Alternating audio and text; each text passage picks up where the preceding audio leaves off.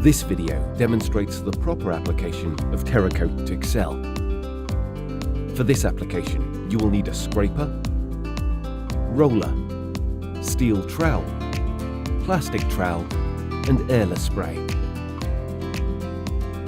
First, apply 1 coat of Terraco P primer or text primer and let it dry.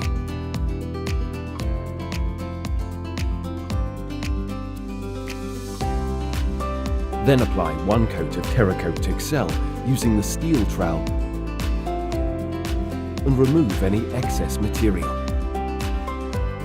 3 different patterns can be created using Terracoat Excel: vertical, crosshatch and random. For the vertical pattern, move the plastic trowel up and down in a vertical motion.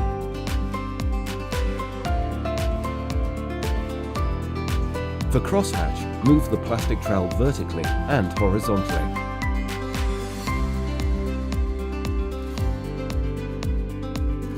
For the random pattern, move the plastic trowel in a circular motion across the wall. Terracoat Excel is available in a wide range of colours to choose from. You have now created the perfect finish with Terracoat Excel from Terraco.